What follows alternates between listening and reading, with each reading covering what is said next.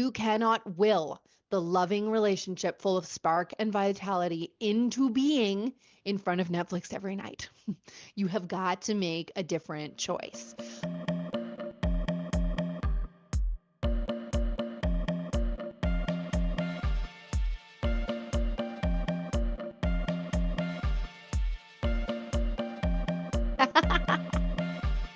Welcome to the Sex After Kids podcast, a place for parents to come and learn together about the sometimes bumpy road back into the saddle of their sex life after adoption, childbirth, or joining a blended family. I am your host, Sofia Ashley, certified sex educator and sex coach, mother and stepmother, and your totally TMI guide to becoming BFFs with your body and initiating easy, connected, and confident, naked, sexy fun times. Here we are, one part science of sex, one part mindfulness magic, and one part straight up real talk to help you find the spark in your relationship and yourself after kids. I am so glad you are here. Hello, and welcome back to the Sex After Kids podcast. I am so glad you're here, and I'm hearing great feedback from folks. One mama just shared yesterday about the whole new world they have entered and the up level that has happened in their sex life just from listening to a couple of episodes together. Yay! So let's dive into today's topic. Once again, inspired by talking to a lovely mama who shared in her initial intake with me that more time together alone was the biggest hurdle. Time was the biggest hurdle. They're older parents with parents that are even older, so they don't have a lot of childcare. They've got lots on the go, building a house, living life, doing all the things, as many of you are as well. And it's just feeling impossible to make the time and find the time to do the do, right? They feel like they are in survival mode, and by the time they get to bed each night, it's all they can do to just put on a show and hang out together, right? So many of the folks that I talk to, especially the mamas that I talk to, feel like there's just not a lot of time, energy, or desire for sex in the tank. And I get it. I have been there, okay? The to-do list is never ending. Many of us are carrying more than our fair share of the mental load at home. And even when it is balanced between many of you are in that boat, maybe you just want to skip this little pep talk. Many of you are filling this time, especially that window of time between when your kids go to bed and you go to bed with other shit. Now, on its own, this stuff is not bad. You might be taking on that art project. You might be reading again.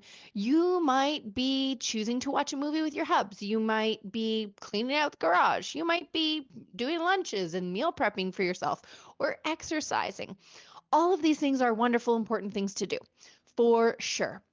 The challenge comes when we choose these things night over night over night instead of choosing the occasional opportunity to get naked and sexy with our partner. And when we make those choices night over night over night, there's a stark contrast, right? We are yearning to feel loved and desired. We are yearning to feel sexy. We are yearning to have some spark and some aliveness, some zest in our relationship. And we are not making choices that support that. Why do we do this? Okay. There's a couple reasons. I'm going to go over 4 here that I think are really factors that are at play in us getting stuck in this no time trap when it's not necessarily true.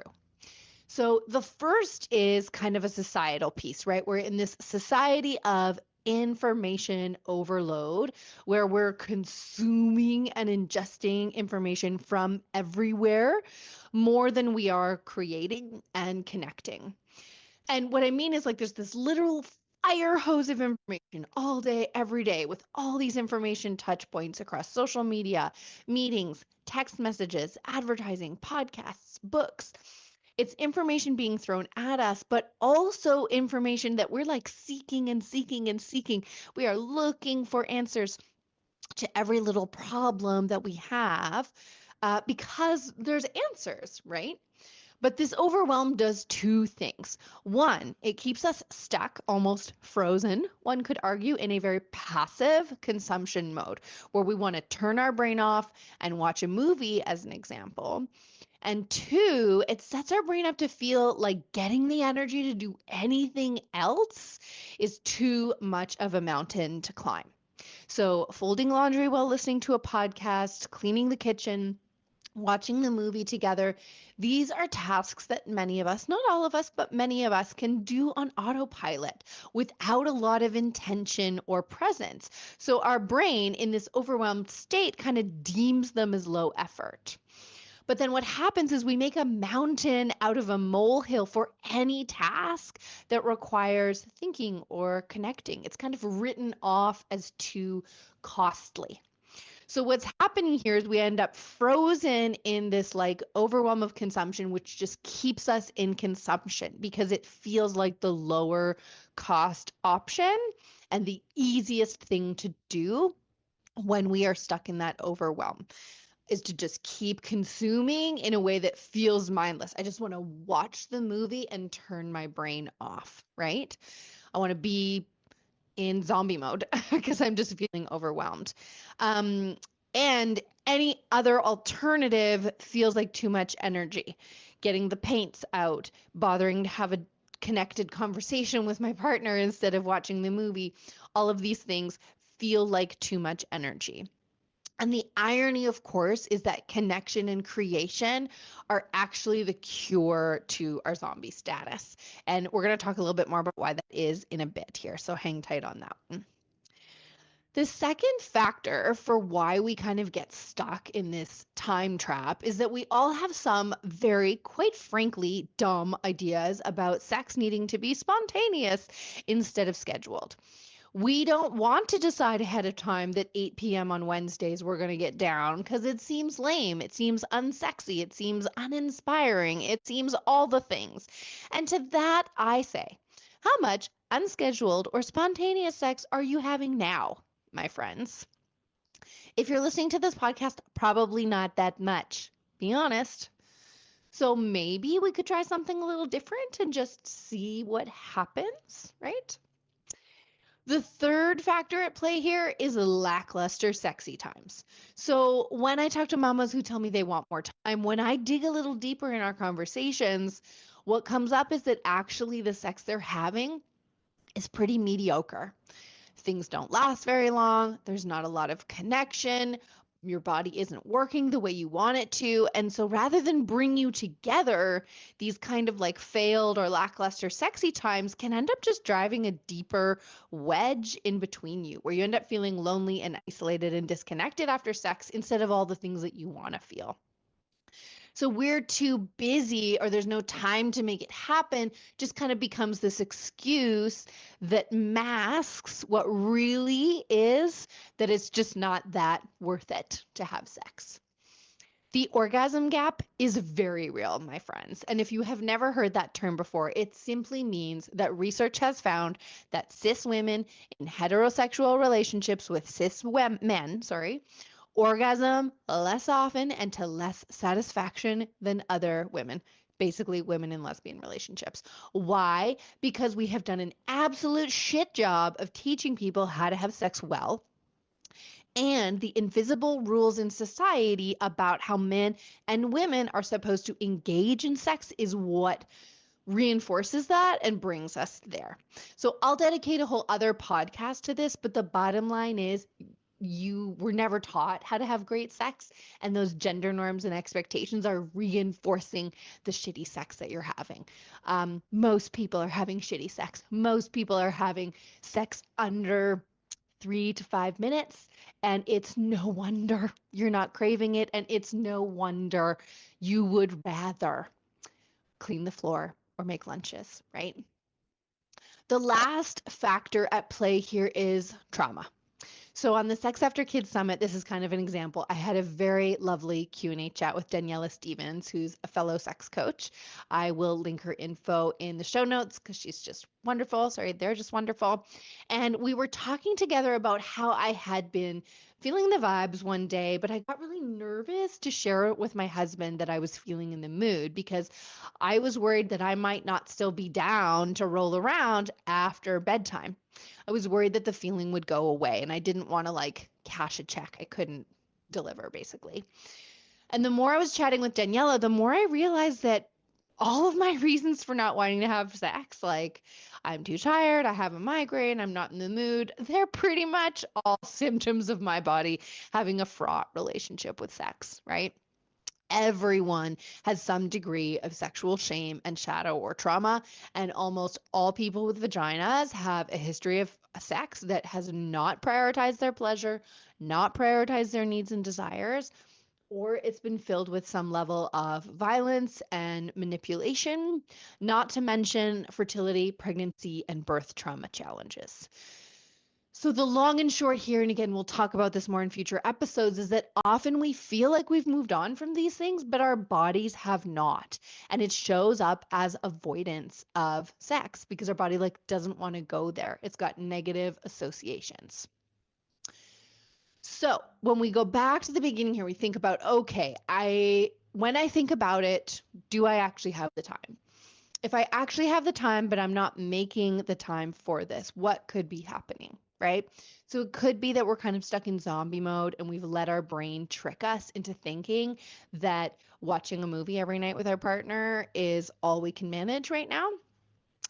It might be that we've got some trauma happening. It might be that we are not having sex worth craving. And it might be just the simple misconception that scheduled sex sucks.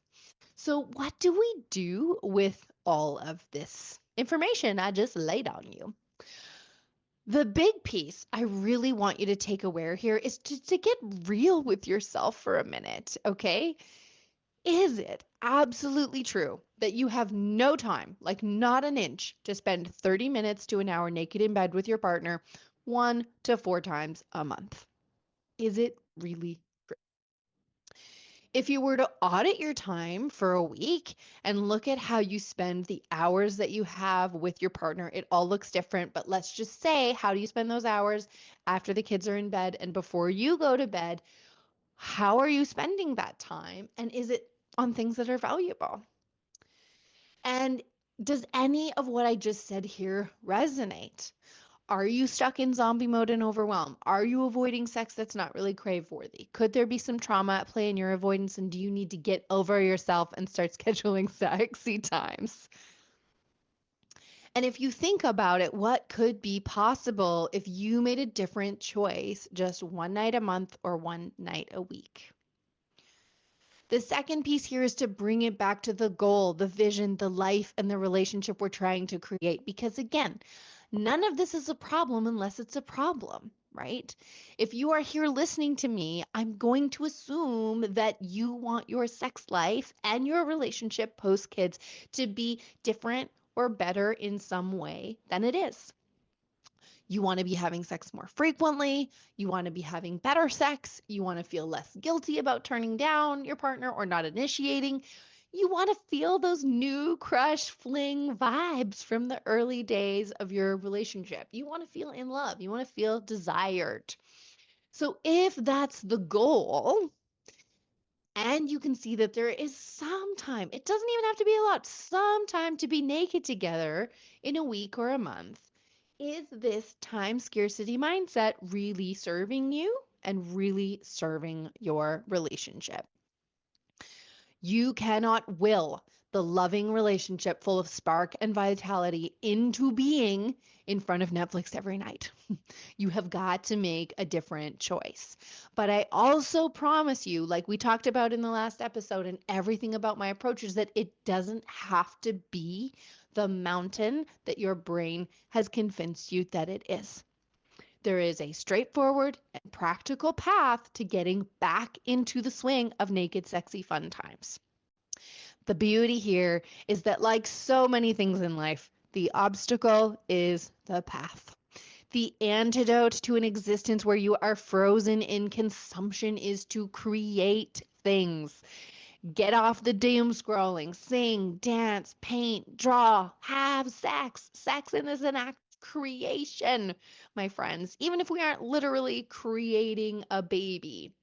The energy that we want to have is created when we make space for present connection and present sex. Great sex can make us feel energized, relaxed, deliciously alive versus numbed out and distant. So the sex can be the solution if we do it right to what it is that we want to feel. We get to great sex that is worth craving by practicing sex, just like we get good at cooking the perfect risotto by trying the recipe a few times and failing horribly, but persevering, observing, and learning from our failures. And my whole approach is to teach you how to do this in an effortless way. We heal our traumas over time also by getting good at this sex thing in a specific way. And that is what I teach people in my programs how to do. You can schedule sex in a way that does not suck. You can schedule sex in a way that doesn't just land you in 3 minutes of proverbial heaven. And you can learn tools to heal your body's avoidance of sex. I've done it, my clients are doing it, and you can do it too. So, breath. If you're done your little reflection and you realize that there are some slivers of time to have sex, but you don't know where to go from here, you're like, Sofia says I can plan a sex date that doesn't sex, but like, how the fuck do I do that? Just get on a reset roadmap call with me. They're totally free. In 30 minutes, we will map out how to plan a sex date that you're going to look forward to, how to plan a sex date that's going to reset your sex after kids cycle. It's going to hit the reset button on your sex life, get you back in the saddle of easy, fun, and flirty, naked, sexy, fun times. And it's going to help you to take advantage of the little or a lot time that you have to create better sex that's worth craving for, to create better sex that's going to heal your body, to create better sex that's going to be one of the engines for the life that you want to live, for the spark and the aliveness in your relationship, in yourself that you want to have. That is my rant for you today, my beautiful friends. Get real with yourself. If you are making excuses about time and there's slivers of time present, let's figure out what that root cause is and let's help you shift that cycle into a positive feedback loop so we can get you where you want to go. Have a great evening.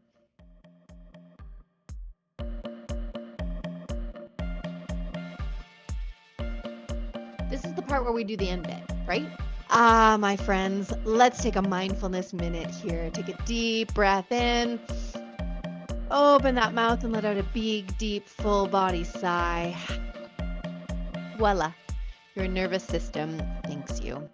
Thank you so much for being here today. I hope that your head and your heart have something new to consider, something new to talk about, and something new to try. No husbands were harmed in the making of this podcast, and a big thank you to my husband for his help and original music composition.